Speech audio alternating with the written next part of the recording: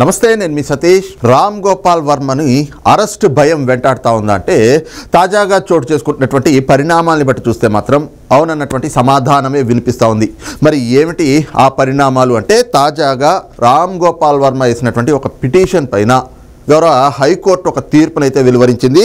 ఆ తీర్పుతోటి ఒక రామ్ గోపాల్ వర్మనే కాదు, వైఎస్ఆర్ కాంగ్రెస్ పార్టీకి చెందినటువంటి అనేక మంది బూత్ స్టార్లు మరి గడిచిన 5 ఏళ్ళు ఏ రకంగా అయితే పేట్రేగిపోయి ఇష్టానుసారం విచక్షణ కోల్పోయినటువంటి వ్యక్తులుగా, అరే మనం సభ్య సమాజంలో ఉంటున్నాం, మనం ఎంతో గౌరవంగా నడుచుకోవాలనేటువంటి ఇంగిత జ్ఞానాన్ని కూడా మర్చిపోయి మరి ప్రత్యర్థి పార్టీ నేతలపైన బూతులతోటి విరుచుకుపడ్డటువంటి అనేక మంది ఆ బూత్ స్టార్లు ఎవరైతే ఉన్నారో వాళ్ళందరూ కూడా రామ్ గోపాల్ వర్మ మాదిరిగానే హైకోర్టు తీర్పు చూసిన తర్వాత ఎక్కడ అరెస్ట్ అవుతామో అనేటువంటి ఒక భయం గుప్పిట్లో అయితే కనుక బ్రతుకుతున్నటువంటి పరిస్థితులు ఉన్నాయి.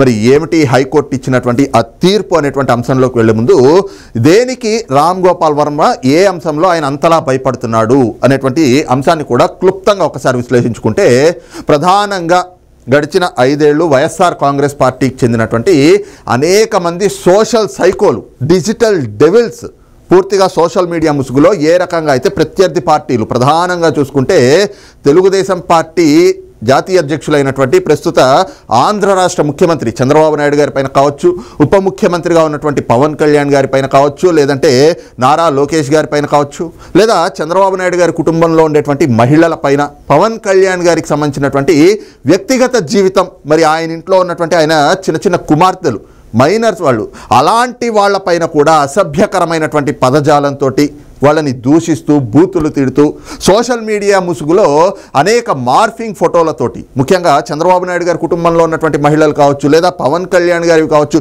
చంద్రబాబు నాయుడు గారి ఫోటోలే, లోకేష్ గారి ఫోటోలు, పవన్ కళ్యాణ్ గారి ఫోటోలు మార్ఫింగ్ చేసి సోషల్ మీడియాలో ఇష్టానుసారంగా అసభ్యకరమైనటువంటి పదజాలంతో జుగుప్సాకరమైనటువంటి పోస్టులు చేసి పైశాచిక ఆనందాన్ని పొందినటువంటి వైసీపీ సోషల్ మీడియా సైకోలు ఒక వైపునైతే, మరోవైపున రామ్ గోపాల్ వర్మ కావచ్చు, లేదా పోసాని కృష్ణమురళి కావచ్చు, కొడాలి నాని కావచ్చు, లేదంటే రోజా కావచ్చు, లేదా శ్రీరెడ్డి కావచ్చు, ఇలాంటి వాళ్ళంతా కూడా వైసీపీ సోషల్ మీడియా యాక్టివిస్టులం అనేటువంటి పేరుతోటి బూతులతోటి చెలరేగిపోయారు. తద్వారా బూత్ స్టార్లు అనేటువంటి ఒక బిరుదుల్ని కూడా సంపాదించుకున్నారు వాళ్ళు. అందులోనూ రామ్ గోపాల్ వర్మని చూస్తే ఏదైతే వ్యూహం అనేటువంటి సినిమా తీయడం కావచ్చు, అందులో చంద్రబాబు నాయుడు గారి క్యారెక్టరు, లోకేష్ గారి క్యారెక్టరు, అలాగే పవన్ కళ్యాణ్ గారి క్యారెక్టర్ పెట్టడం, వాటిని ఏ రకంగా వాళ్ళని హ్యూమిలియేట్ చేయడం, వాళ్ళ వ్యక్తిత్వ హననాలకు పాల్పడడం, క్యారెక్టర్ అసాసినేషన్కి పాల్పడడం, అంతేకాకుండా అక్కడితో ఆగకుండా సినిమా తీశారు, పైశాచికానందం పొందారు. జగన్మోహన్ రెడ్డి పొందుతున్నటువంటి రాక్షసానందానికి వీళ్ళు కొంత సునకానందాన్ని కూడా జోడించారు. అక్కడితోటి సంతృప్తి చెందారా అంటే లేదు, మళ్ళీ కొన్ని సోషల్ మీడియాలో ఎక్స్ వేదికగా మార్ఫింగ్ చేసినటువంటి పోస్టులు, చంద్రబాబు నాయుడు గారిది, పవన్ కళ్యాణ్ గారివి, లోకేష్ గారిని మార్ఫింగ్ చేసినటువంటి ఫోటోలు కూడినటువంటి పోస్టులు, వాటిని కూడా ఏ రకంగా కొన్ని మహిళల ఫోటోలకి వీళ్ళ తలల్ని మార్ఫింగ్ చేసి యాడ్ చేసి వాటిని కూడా ట్రోల్ చేసే విధంగా, వాళ్ళ వ్యక్తిత్వ హన్నాలకు పాల్పడే విధంగా, వాళ్ళకు ఉన్నటువంటి ప్రతిష్టకి భంగం వాటిల్లే విధంగా అనేక పోస్టులు పెట్టారు. మరి ఆ రోజున రామ్ గోపాల్ వర్మ అప్పట్లో అనేక ఛానల్స్ కూడా వైసీపీకి అనుకూలంగా ఉండేటువంటి నీలి మీడియా ఏదైతే ఉంటుందో, ఆ నీలి మీడియాలో ఉండేటువంటి కొన్ని social media channels, YouTube channels కూడా ఏవైతే ఉంటాయో వాళ్ళు ఇంటర్వ్యూలు తీసుకుని మరి రామ్ గోపాల్ వర్మ గారికి జాకీ లేసి మరీ లేపారు. జగన్మోహన్ రెడ్డిని లేపిన దానికంటే రామ్ గోపాల్ వర్మని ఎక్కువ లేపారు. కారణం ఏమిటి అంటే, రామ్ గోపాల్ వర్మ ఏది మాట్లాడినా కాంట్రవర్సీ అవుతుంది. మరి జగన్మోహన్ రెడ్డికి కూడా అలాంటి కాంట్రవర్సీలు, అందులో నుంచి వచ్చేటువంటి మైలేజే కావాలి కదా, మైలేజ్ కూడా అనరు, అందులో నుంచి వచ్చే పబ్లిసిటీయే కావాలి. మరి అలాంటి నెగిటివ్ పబ్లిసిటీ ద్వారా ఫేమ్ పొందాలి.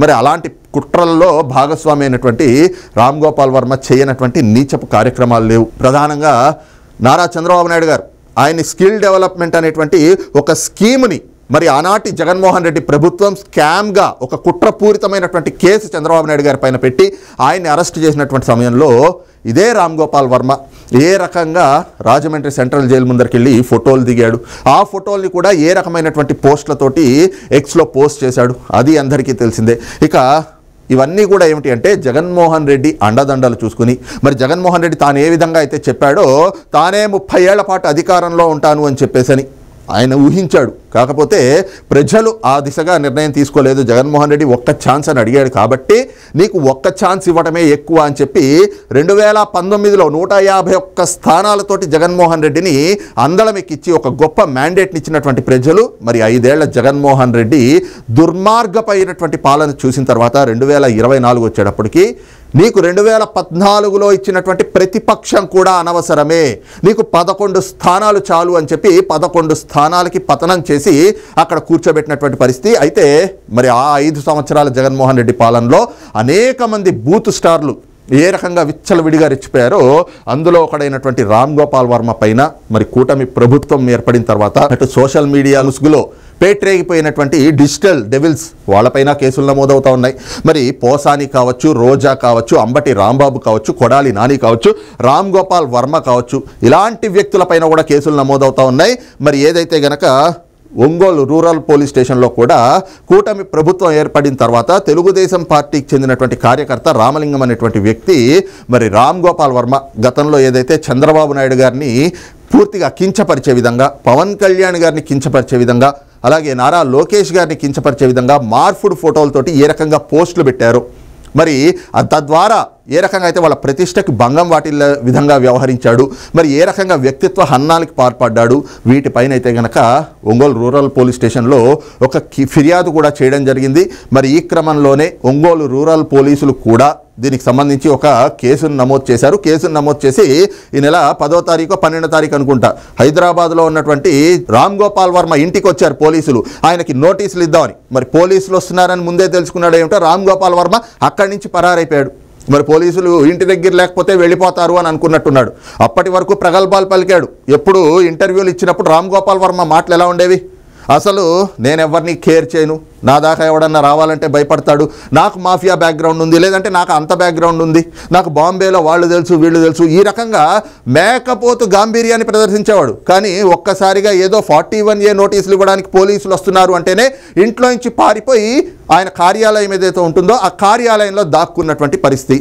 మరి ఇంటికి వచ్చినటువంటి పోలీసులు గడిచిన 5 ఏళ్ళు జగన్మోహన్ రెడ్డి పాలనలో మరి జీ హుజూర్ అనేలాగానో, లేదంటే గనక కండువా కప్పుకోనటువంటి వైసీపీ కార్యకర్తలుగా వ్యవహరించినటువంటి వాళ్ళు కాదు కదా.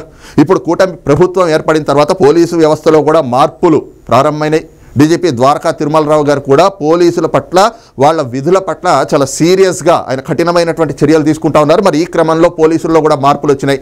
మరి ఒంగోలు నుంచి వచ్చినటువంటి పోలీసులు రామ్ గోపాల్ వర్మ ఊహించినట్లు ఆయన ఇంటికి వెళ్ళి మరి ఆయన లేకపోతే అక్కడ నోటీసులు అంటించేసి రావడం కాదు, ఆయన్ని వ్యక్తిగతంగా కలిసి ఆయనకి నోటీసులు ఇచ్చి మీరు విచారణకి హాజరు కావాలి పలానా తారీఖున అని చెప్పి స్పష్టంగా ఆయనకి చెప్పి రావాలని చెప్పి ఆయన కార్యాలయానికి కూడా వెళ్ళారు. వెళ్తే మరి రామ్ గోపాల్ వర్మ మాత్రం అడ్డంగా అక్కడ దొరికిపోయాడు. అక్కడ ఉండడేమో అని అనుకున్నారు, కానీ పోలీసులు అక్కడికి వెళ్ళే సమయానికి ఆయన అక్కడ కనిపించడం, వెంటనే పోలీసులు ఆయనకి ఈ రకంగా నోటీసులు ఇచ్చి ఈ నెల 19వ తారీఖున మీరు ఖచ్చితంగా ఒంగోలు రూరల్ పోలీస్ స్టేషన్లో విచారణకు హాజరు కావాలి అని చెప్పేసి నోటీసులు ఇచ్చారు. అయితే దీనిపైన రామ్ గోపాల్ వర్మ కూడా అత్యుత్సాహాన్ని ప్రదర్శించాడు. ఏముందిలే, నాకు ఇచ్చినటువంటి నోటీసులు నేను మళ్ళీ న్యాయస్థానాలకు వెళ్తే, ఎందుకంటే జగన్మోహన్ రెడ్డి 10 ఏళ్ల నుంచి అక్రమాస్తుల కేసులు, ఆర్థిక నేరాలకు సంబంధించినటువంటి కేసుల్లో బెయిల్ పైన ఉంటున్నాడు కదా.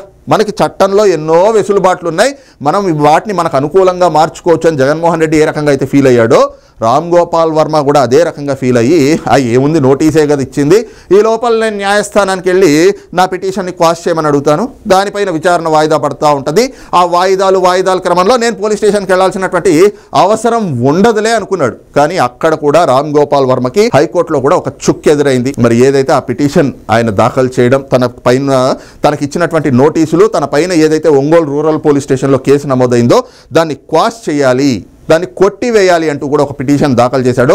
అది నిన్న గౌరవ న్యాయస్థానంలో ధర్మాసనం ముందు విచారణకు వచ్చింది ఆ పిటిషన్. మరి ధర్మాసనం కూడా ఆ పిటిషన్ని చూసిన తర్వాత ఆ మార్ఫింగ్ చేసినటువంటి ఫోటోలు, ఎందుకంటే పోలీసులు కూడా ప్రభుత్వం తరఫున ఖచ్చితంగా ఆ ఫోటోలు, ఆ కేసుకు సంబంధించినటువంటి ఆధారాలు పెడతారు కాబట్టి న్యాయస్థానం అవి చూసిన తర్వాత మరి ఒక ముఖ్యమంత్రి పైన, ఒక ఉప ముఖ్యమంత్రి పైన, ఒక మంత్రి పైన, వాళ్ళ ఇళ్లలో ఉండేటువంటి మహిళల పైన ఎలాంటి పోస్టులు పెట్టి సునకానందాన్ని పొందారు, రాక్షసానందాన్ని పొందారు ఈ వైసీపీ నేతలు కావచ్చు, జగన్మోహన్ రెడ్డి కావచ్చు. అందులో న్యాయమూర్తులు కూడా బాధితులే కదా. అందుకే ఈ మధ్యకాలం ఇలాంటి వాటిపైన ఆఖరికి హెబియస్ కార్పస్ పిటిషన్లు వేస్తే కూడా న్యాయస్థానం క్లియర్గా చెప్పింది, అరే న్యాయమూర్తులమైనటువంటి మేమే బాధింపబడ్డ వాళ్ళం, మేమే బాధితులుగా ఉన్నాం కదా, ఏ రకంగా వాళ్ళకి బెయిల్ ఇమ్మని చెప్తారు, ముందస్తు బెయిల్ అని చెప్పి ఏ రకంగా వస్తారు, మీరు అసలు పిల్లు ఎలా వేస్తారు అని చెప్పి ఆ పిటిషన్లు దాఖలు చేసిన వాళ్ళకి మొట్టికాయలు వేసి పంపిస్తూ ఉన్నారు.